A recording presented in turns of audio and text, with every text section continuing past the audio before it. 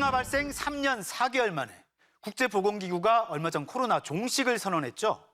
사실 세계는 코로나를 관리하면서 일상생활을 유지한 지 오래됐지만 북한만 홀로 고강도 방역과 봉쇄를 유지하고 있습니다. 네, 그런데 북한이 올가을 중국 항저우에서 열리는 아시안게임에 참가한다는데요. 북한도 이제 봉쇄를 풀고 세상으로 나온다는 신호인지 관심이 모아지고 있습니다. 엔데믹 시대 북한은 어떤 행보를 보일지 김윤미 기자가 짚어봤습니다. 아이들을 태운 손수레를 밀며 두만강 철교를 건너는 사람들. 2년 전 코로나 봉쇄로 옷과 신발은 물론 의약품도 구할 수 없던 러시아 외교관들이 본국으로 탈출하는 모습입니다. 이들은 평양에서 34시간 동안 기차와 버스를 타고 가까스로 국경까지 왔지만 항공편도 기차 운행도 모두 봉쇄돼 결국 수레를 밀고 철교 위를 걸어 나올 수밖에 없었습니다. 2020년 7월에는 남한에서 북으로 되돌아간 탈북자 1명 때문에 개성시 전체를 2중, 3중으로 완전 봉쇄하기도 했습니다. 악성 비루스 감염자로 의진할 수 있는 석연치 않은 결과가 나온 것과 관련해서 1차적으로 그를 철저히 격리시키고 북한의 코로나 방역은 이렇게 유례를 찾기 힘들 정도로 강력했습니다. It's therefore with great hope that I declare COVID-19 over as a global health emergency. 세계보건기구는 이달 초 3년 4개월 만에 비상사태를 해제하고 팬데믹 종식을 선언했습니다. 북한과 국경을 맞대고 있는 중국 역시 국경을 개방하고 위드 코로나를 선언한 지 오래입니다. 우리를 포함해 세계 거의 모든 나라가 일상으로 돌아가고 있는 상황. 북한도 아주 미세하지만 변화의 움직임을 보이고 있습니다. 일본 교도통신에 따르면 오는 9월 중국 항저우에서 열리는 아시안게임에 약 200명의 선수와 코치, 임원 등 선수단을 등록했습니다. 유명한 북한의 여성 응원단도 참가할 가능성이 높아 보입니다. 아무리 제재를 해도 이런 국제 대회에 종합 대회에 참가한다. 명분 쌓기 한 방법일 수도 있죠. 중국에서 하는 거기 때문에 더 욕심 가지고 갈 수도 있고. 북한은 지난 코로나 방역을 이유로 2020년 도쿄 올림픽에 불참해 징계를 받고도 2022년 베이징 올림픽까지 선수를 파견하지 않았습니다. 북한이 이번 아시안게임에 나온다면 3년 4개월 만에 국제 스포츠 무대에 나서는 겁니다. 주요 외화벌이 산업인 관광도 재개한다는 소식도 들려오고 있습니다. 얼마 전 중국 여행사가 소셜미디어에 올린 북한 관광 상품 광고. 평양과 개성, 판문점을 방문하는 5일짜리 여행입니다. 刚通知我们是6月10号可以提前做好准备。政府说的还是辽宁省那边跟您说的呀？旅游部门呢？旅游局啊通知的。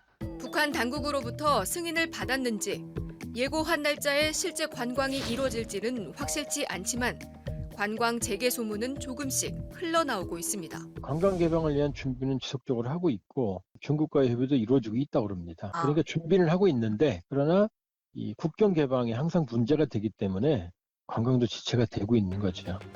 대북 제재에 코로나 봉쇄까지 겹쳐 심각한 경제난을 겪고 있는 북한으로서는 국경의 빗장을 풀고 교역을 확대하는 것이 필수적입니다.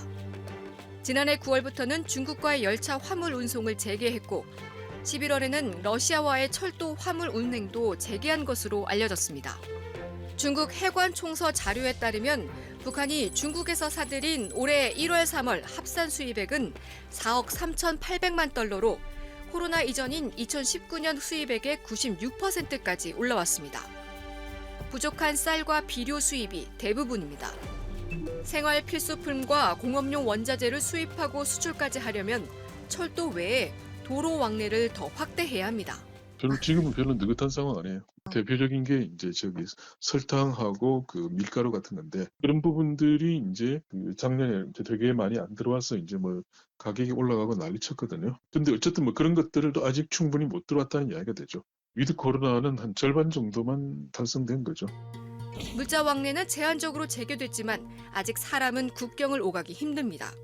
왕야진 북한 주재 중국 대사가 임명된 지 2년이 넘은 지난 3월에야 간신히 북한에 들어갔을 뿐 다른 외국인들이 북한을 방문한다는 소식도 항공기나 여객선을 운항한다는 계획도 들려오지 않습니다. 북한이 이처럼 소극적인 태도를 보이는 이유는 코로나 재유행에 대한 우려 때문인 것으로 보입니다. 5월에 들어와 세계 여러 나라와 지역에서 신형 코로나 바이러스 감염자 수가 계속 증가하고 있습니다. 코로나 종식 선언이 무색하게 북한 방송은 꼼꼼히 마스크를 쓰고 다니는 주민들의 모습과 세계 각국이 아직 코로나로 시달리고 있다는 뉴스를 전하고 있습니다.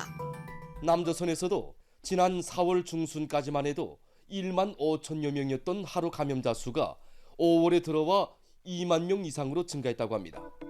지난해 말 중국이 위드 코로나를 선언한 뒤 한때 극심한 혼란을 겪었던 사례를 본 북한으로서는 관광 등 국경 개방과 인적 왕래를 본격 허용하기는 어려울 것으로 보입니다. 북한은 지난해 5월 북한에서 코로나 환자가 발생하자 건국일의 대동란이라고 부르며 김정은 위원장과 지도부의 개인 상비약까지 내놓을 정도로 취약한 의료 시스템을 드러냈습니다.